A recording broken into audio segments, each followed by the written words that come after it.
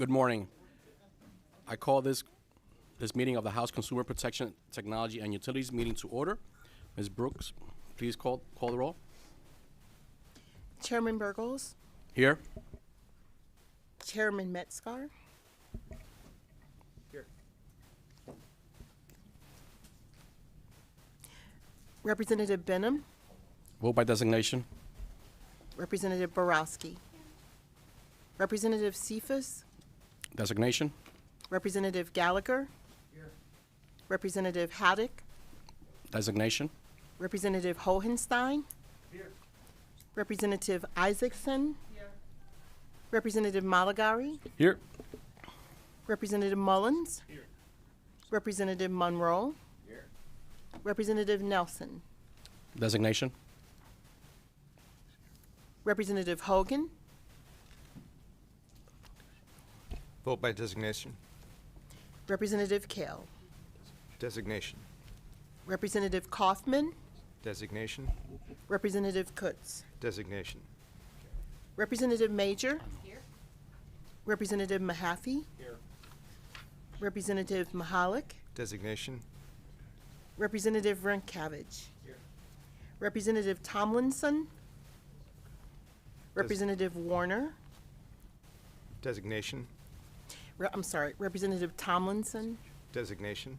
Representative Warner, Designation. Representative Williams, Here. Did you tell him? Representative Pielli, Here. Representative Steele, Designation.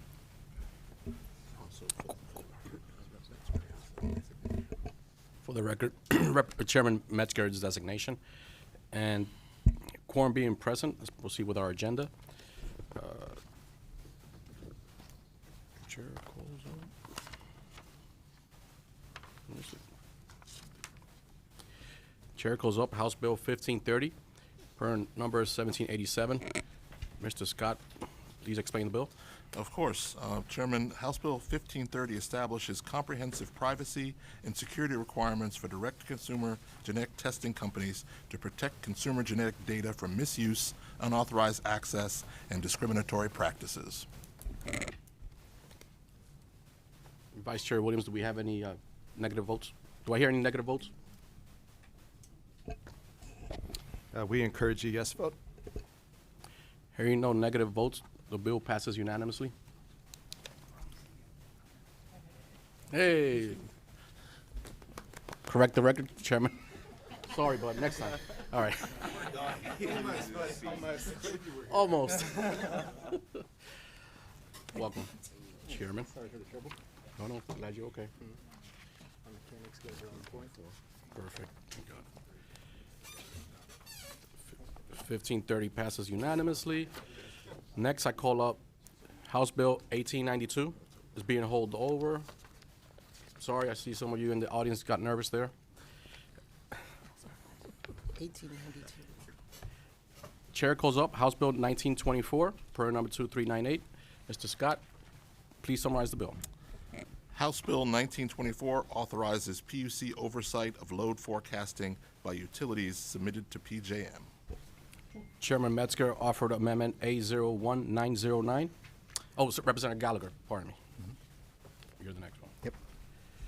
Do we hear any negative votes on the amendment?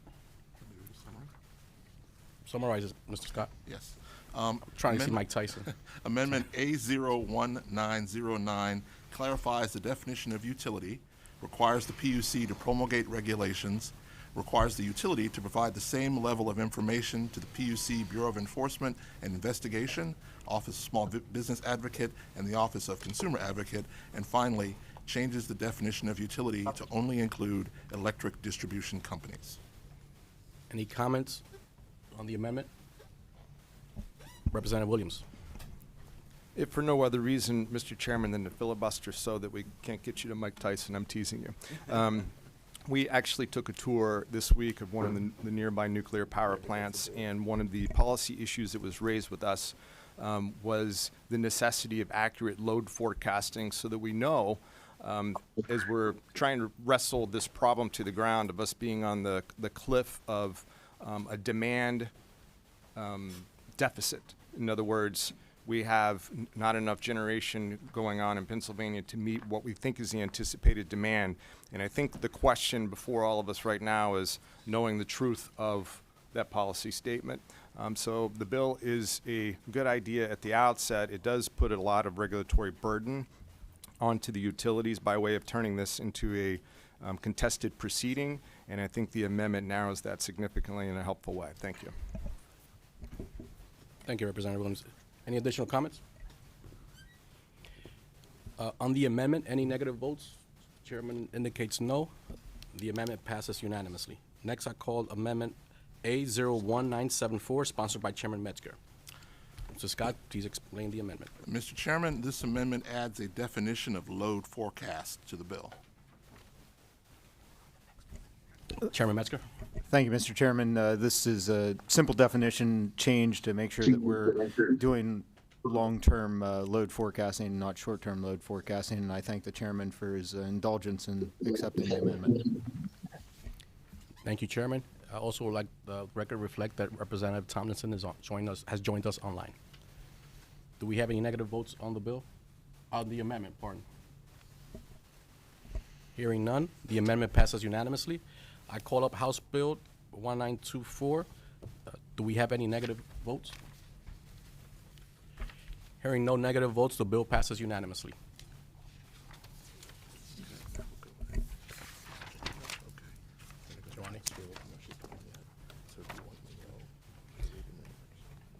Next, we call up House Bill 1525. Representative Monroe, one of the makers of the bill. I'm not the maker. Is the maker of the bill, Rep. Jahani, online with us? Proceed with the comments. Okay, so she approached me yesterday, and this was she wasn't going to be able to be here physically. She was hoping to join us virtually, but she was uncertain as to whether or not it was going to work out with access. This bill and the bill package that she has means a lot to her, so she reached out to me and she made sure that I read her statements for the record. Again, this is Representative Cepeda Fretis. Thank you, Chairman Burgos and Chairman Metzger and members of the committee. I come before you not only as a legislator, but as someone who felt the very impact of the tragedy of these bills are meant to prevent. On March 24th, 2023, just a few moments after she was sworn in, an explosion tore through the R&M Palmer Chocolate Factory in West Reading, in her district. It says, I was across the Penn Street Bridge at the Hispanic Center setting up for an event. When the explosion hit, the entire building shook. It felt like a massive truck crashed through glass doors and windows. I ducked, then ran outside, saw all the black smoke, and heard the fire trucks rushing across the bridge. It was chaos, confusion, and fear. That blast took 7 lives, mothers, fathers, neighbors, and injured many others. The NTSB, the National Transportation Safety Board, later determined the likely cause was a degraded natural gas connection. I promised myself and my community that I would do everything possible to make sure this never happens again. That's why she introduced this package of House Bill 1522, 1525, and 1526, all based on the NTSB's findings and designed to strengthen public safety without placing unnecessary burdens on families or businesses. House Bill 1522, which is a fuel gas detectors in certain buildings, this bill requires fuel gas detectors, much like smoke or carbon monoxide alarms, in certain residential and commercial buildings that use natural gas. The cost is minimal, typically $30 to $65 per unit, available at major retailers such as Home Depot and Lowe's. These detectors last several years and can prevent catastrophic loss of life. If there has been a warning device in place at Palmer, it's possible workers could have escaped. This small investment offers a massive safety return, one already recognized by insurance carriers and national safety codes. House Bill 1525, strengthening the one-call underground utility law. This bill updates Pennsylvania's one-call system, which construction crews use before digging to avoid striking underground utility lines. The explosion in West Reading revealed the old steam lines and undocumented utility pipes can weaken nearby gas systems. But if they aren't properly registered, no one knows that they're there. House Bill 1525 ensures all lines, including older steam and utility connectors, are properly mapped and maintained. The cost is primarily administrative and absorbed by utility operators already in the system. House Bill 1526, Degraded Pipeline Prevention Plan. This bill requires the Public Utility Commission and gas companies to create prevention plans to identify and replace degrading pipelines before failure. This isn't new infrastructure spending, it's inspection, accountability, prioritization. Many lines in Pennsylvania are decades old. This bill allows utilities to phase in repairs, spreading cost responsibilities while reducing risk. Together, these three bills are common sense preventive measures. They don't point fingers, they close gaps. They're nonpartisan, they are about public safety. As someone who stood on that bridge and saw her community in smoke and panic, says, I can tell you, prevention is priceless. We can't undo what happened at Palmer, but we can make sure those lives were not lost in vain. I ask you to vote yes to protect Pennsylvanians, to protect accountability, and to make our Commonwealth safer for everyone who works, lives, and raises a family here. Again, that was directly from the maker of the bill, Representative Jahani Cepeda Fratis. Thank you. Thank you, Representative Monroe. Next, for the record, 1522 is over. Now I call up Amendment A01952, sponsored by Representative Borowski.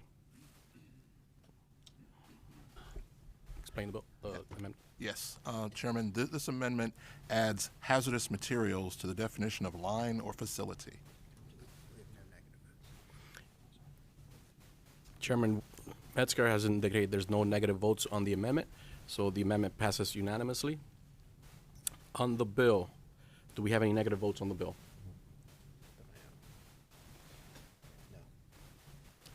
No negative votes on the bill, so the bill passes unanimously. Next, Chair calls up House Bill 1526. Mr. Scott, please summarize the bill. Yes, this bill requires natural gas companies in the state to develop degraded pipeline prevention plans to address aging infrastructure and minimize safety risks. Do we hear any negative votes on the bill? Chairman? Yes, sir.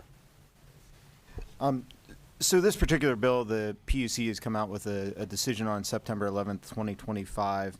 And unfortunately, I think this bill would create some duplicative issues for the industry, and then coupled with that, I think it actually might not do quite as well as the order that was created by the PUC. So to that end, I think this needs some more work, and we will have some negative votes on the bill. Thank you, Chairman. Ms. Brooks? Mr. Chairman? Mr. Chairman? Representative Williams? Thank you. Just to add further to what Chairman Metzger was saying, right now in Pennsylvania, every utility, especially on the natural gas side, has to file a long-term infrastructure improvement plan and also a distribution integrity management plan, which specifically gets to the degradation and improvement of the pipeline infrastructure. This bill basically piles on to exactly that effort. And as the chairman was just saying, the PUC has just issued another order in September, further making requirements on those LTIPs and DEMPs. So this is truly duplicative. The PUC sent an email last night at about 8 o'clock saying that they were in favor of it, but it needed a lot of work with the prime sponsor. So based on that, and based on the fact that this committee is supposed to be the duty expert on these issues, I think we should undertake that work before sending it to the floor, and I move to table this bill.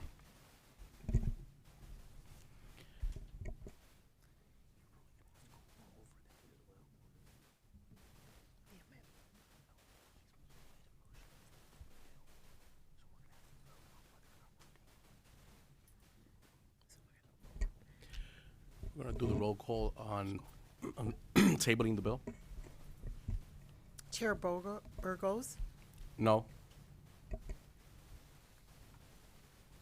Representative Benham, No by designation.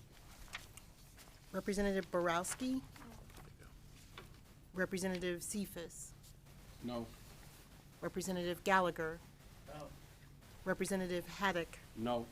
Representative Hohenstein, Representative Isaacson, Representative Malagari, Representative Mullins, Representative Monroe, Representative Nelson, No. Representative Pielli, No. Representative Steele, No. Chairman Metzgar, Yes. Representative Hogan, Yes. Representative Kale, Yes. Representative Kaufman, Yes. Representative Kutz, Yes. Sorry, Coetzee. Representative Major, Representative Mahaffey, Representative Mahalik, Yes. Representative Ringkavich, Yes. Representative Tomlinson, She's. She's on video, but I believe we yes on that. Representative Warner, Yes. Representative Williams. Yes. Yeas 14, nays 12. I'm sorry. The motion Yeas. dies. Did not achieve the majority of the votes. Now, can we do the roll call on the bill, please? Yes. Chairman Burgos, Yes. Representative Benham, Yes. Representative Borowski, Representative Cephas, Yes. Representative Gallagher, Yes. Representative Haddock, Yes. Representative Hohenstein, Yes. Representative Isaacson, Representative Malagari, Yes. Representative Mullins, Yes. Representative Monroe, Yes. Representative Nelson, Yes. Representative Pielli, Yes. Representative Steele, Yes. Chairman Metzgar, No. Representative Hogan, Yes. Representative Kale, No. Representative Kaufman, No. Representative Kutz, No. Representative Major, No. Representative Mahaffey, No. Representative Mahalik, No. Representative Ringkavich, No. Representative Tomlinson, No. Representative Warner, No. Representative Williams. No. Ayes 15, nays 11. Thank you, Ms. Brooke. The bill passes, achieving the majority of the vote. And that concludes our voting meeting today. Thank you, Chairman, Thank you. and have a good day, everyone.